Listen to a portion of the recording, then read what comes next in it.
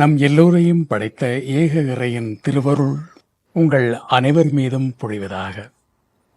மாண்டவன் மீண்டு வந்து பேசுகின்றானே என்று சிலர் வியந்து நோக்கக்கூடும்.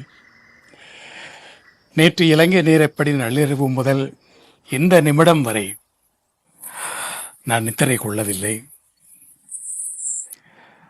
அந்த விஷமச் செய்தியை கேட்டு ஆயிரம் பல்லாயிரம் அன்புள்ளங்கள் தொலைபேசியில் என்னை அழைத்து என் குரலை கேட்ட பின்புதான் நான் உயிரோடு இருப்பதை நிச்சயப்படுத்திக் கொண்டார்கள். அதிலும் சிலர் என் குரலை கேட்டதும் கதறி அழுததை கேட்டு என்னால் தாங்க முடியவில்லை. இத்தனை ஆயிரம் அன்புள்ளங்களை நான் பெற என்ன தவம் செய்து ஈன்றாளோ என் அன்னை என்று நான் நினைத்து கொண்டேன். நேற்று இலங்கை பத்திரிகைகளில் ஒரு கட்டுரையை நான் எழுதியிருந்தேன். அந்த கட்டுரையின் ஆரம்பம் இப்படித்தான் இருந்தது: மரணம் மனிதனுக்கு தரும் வரம்.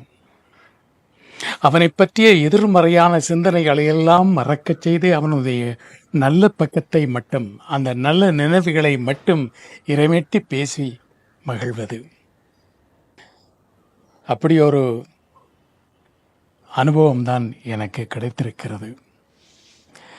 காரணம், பல்லாயிரம் அன்புள்ளங்கள் என்னை நேசித்தாலும் என் துறைசார் பொறாமை காரணமாக அல்லது மதமாச்சரியங்கள் கொண்ட சிலர், விரல் விட்டு எண்ணக்கூடிய சிலர், இதுவரை காலமும் எதிர்மறையான விமர்சனங்களை பரப்பியிருக்கலாம். ஆனால் இந்த செய்தியை கேள்விப்பட்ட நேரம் முதல் என்னை பற்றிய நல்ல நினைவுகளை மட்டுமே அவர்கள் இறைமேட்டி இருப்பார்கள். இது நான் வாழும் காலம் வரை தொடர வேண்டும் என்று அந்த எல்லோருக்கும் பொதுவான இறைவனை பிரார்த்தனை செய்கின்றேன். இது எனக்கு 3வது அனுபவம். ஆம், செத்து பிழைப்பது. முதல் அனுபவம் 1983ஆம் ஆண்டு இனக்கலவரத்தின் போது என்னையும் என் மனைவியையும் உயிரோடு கொளுத்தி எரித்து விட்டார்கள் என்ற வதந்தி இங்கு மட்டுமல்ல, தமிழகத்திலும் பரவி தமிழக பத்திரிகைகளிலும் கேரளத்து மலையாள பத்திரிகைகளிலும் வெளிவந்ததை என்னுடைய வானிலைகளில் வழிப்போக்கன் என்ற நூலில் பதிவு செய்திருந்தேன். 2 ஆண்டுகளுக்கு முன்பு தமிழகத்தில் யூடியூப் தளம் நடத்தும் ஒருவர் அதிக பணம் வருமானம் ஈட்ட வேண்டும் என்ற பேராசையில் என்னுடைய படத்தை போட்டு பிரபல டிவி தொகுப்பாளர் மரணம், கதறி அழுதது குடும்பம் என்ற செய்தி பதிவு செய்திருந்தார். அது 2வது முறை, இது 3வது முறை. ஆகவே 3 முறை நான் உயிர் தெழுந்திருக்கின்றேனா என்று